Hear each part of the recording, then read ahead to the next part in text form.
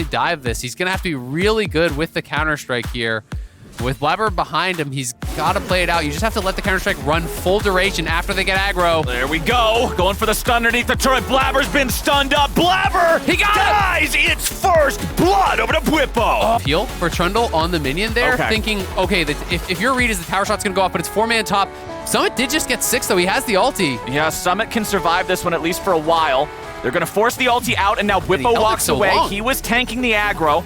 Summit still very low here. Santorin swoops right back in and picks it up. Team Liquid, they get it done through the ulti. 2-1 lead. That was actually so will they'd be willing to take a straight-up fight. Zeri's going to have to move faster, so will be a 5v4 if TL can make it go slow. Super Mega Death Rocket already missed. Summit's looking for the damage onto Core JJ, and they'll find him. Here's Cloud9's Hans. already got one, but it's going to be traded back. Support for support. Add another one to the pile as Bwipo falls over. 2 for 1, 3 for 1. Cloud9, 4 for 1. Cloud9 is about to ace Team Liquid. 9 minutes into the game. Fudge finds a little bit more damage, forces the flash back over the wall. Problems Tryndamere often has in teamfight is you're so reliant on the flash against any champion that has dash.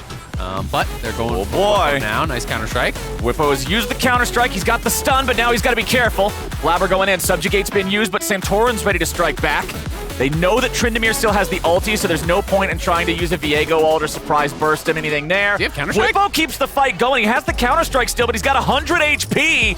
I don't like that call. Very strong at this point in the game. Summit is moving around the map. He's just not going to AFK split push. They're going to look for a dive on bot side. He doesn't quite have the ulti, though. Core JJ and Stopwatch. Summit's going to be tanking some damage, but Core JJ's already down. Summit, he's gone. He was not able to ult because the cooldown was just barely not ready. That was over aggro from C9. Yes, they got their kill, but TL punishes. Yeah, TL do punish big time.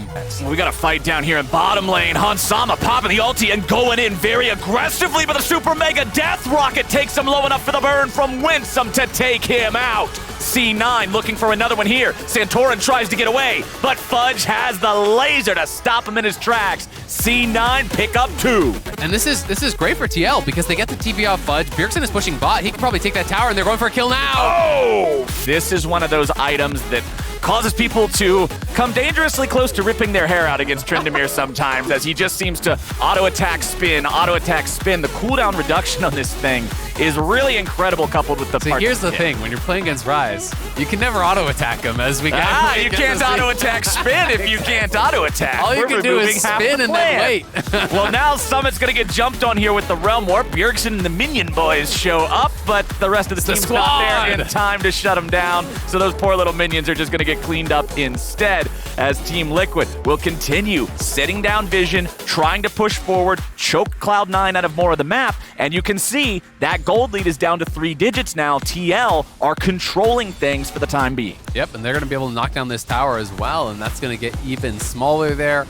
Bwipo is going towards Death Dance, which I have a suspicion he may be. I think it's going to be almost impossible for Summit to actually get a pure 1v1 anymore. So for C9, it's going to become about that objective game. It's going to become about the 5v5, where I still do think they have the edge.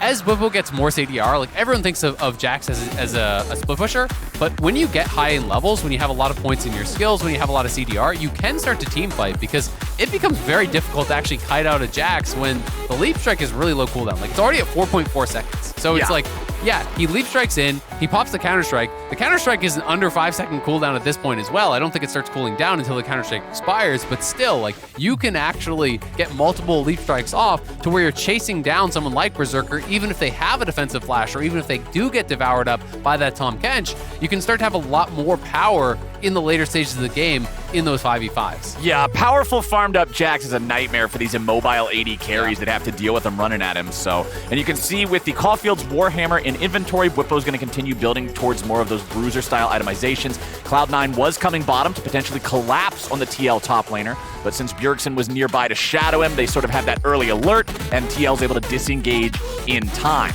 So let me ask you this, Azael. With Cloud9 having now lost the lead that they had built up for themselves, with the game being at a very even game state, what do you think we really need to see here from either one of these teams? Who should be the first one to move next in order to have the best shot to win here? I mean, I think Cloud9 is pretty happy stacking dragons. If they can grab the next dragon for themselves and try to force TL to come to them, because I actually believe they have a really powerful 5v5 setup here. Yes, we're we're talking a lot about side lane because there's Tryndamere, Ryze, and Jax in the game.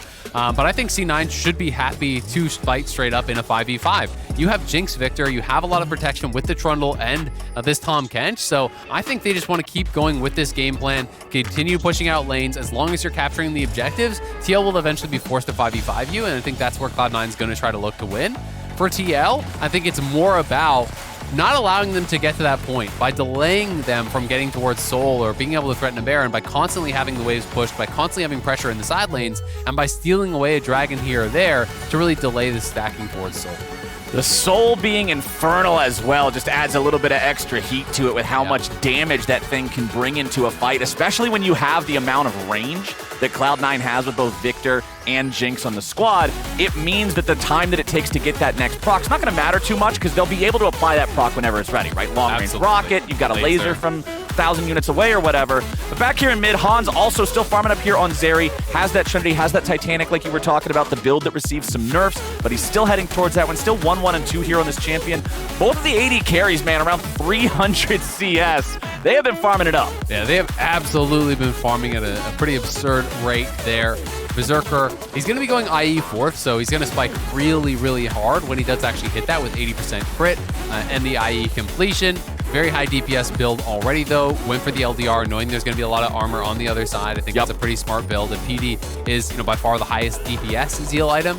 It's obviously much higher straight up DPS if you're auto attacking than something like the Rapid Fire because you have that passive stacked up. So really, really high damage build here. Same thing for Fudge, going towards Shadow Flame, going Void Staff third.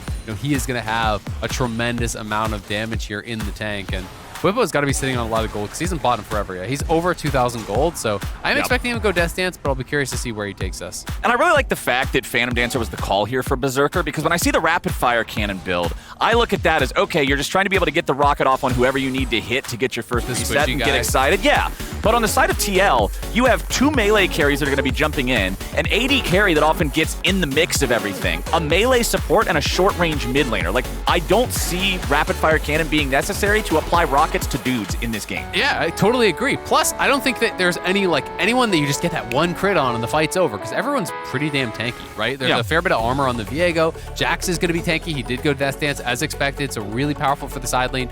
It's a tank Ryze. It's a Nautilus. Like, everyone has some armor and some beefiness. Even the Zeri has HP built up. Going the buffed Blade of the Rune King third there. So that's a bit of an interesting build, a departure from what we used to see in the past. Obviously, this has been changed on the most recent patch, so going to be excited to see how it does pan out, but it's really slowed down the pace of the game over the last, say, 10, 12 minutes. But Bwipo getting caught here. Berserker just delivers the death and the super mega death rocket, and now Core JJ's got to try to get away. Cloud9 have already found one pick, and they're about to get Reset. 2. Double kill over to Berserker. The man's getting excited, and he just can't fight it. Team Liquid running away, only 3 left alive. C9 control the map. C9 head over to Baron. Yeah, they're going to go into the Baron right now. Santorin does have Flash. He does have Smite. They have a chance to try to steal this. Bjergsen basing, so he's probably going to TP back. We'll see if they want to try to contest this. It's going down quickly, though. It is burning, man. Over the wall goes Winsome. He's going to try to zone Santorin away, make sure there's no flip for this, and C9 get Baron. Yeah, that's just really well played. He does spend his summoners to do it. TL are trying to rush to the dragon, but C9 say, no, you don't get this either. Fudge comes down, steals away that crab, and they're going to just TP to secure themselves this dragon as well. Moving to Soul Point. Really smart stuff here from C9, getting the maximum off of that pick onto Bwipo, who got caught out, has a lot of armor,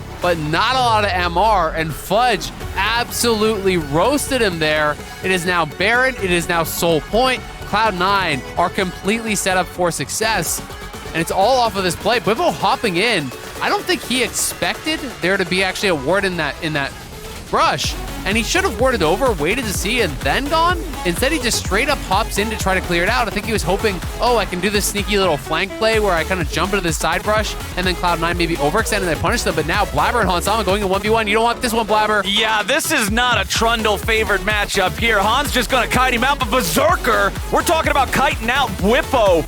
Back-to-back mistakes here, back-to-back unneeded deaths. Hans Sama now hops, skips, jumps over the wall, tries to get away from Summit.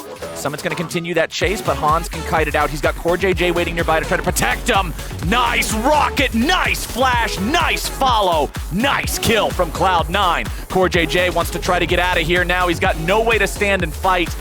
Honestly, Azael, League of Legends is one of those games where sometimes it doesn't matter how well you've played 95% of the game because a single mistake can cost you so much. And that Whippo death in River that led to the Soul Point, that led to the Baron, it has led to this. As Blabber's now here in the bottom They're trying lane. to end right He's now. probably going to die to Bjergsen, but the rest of the team's already back in the base. That's it. Cloud9, they're knocking it over. They're going for the win. Santorin comes in trying to stop him. Summit, he still has the Endless Rage. And C9 takes out Team Liquid.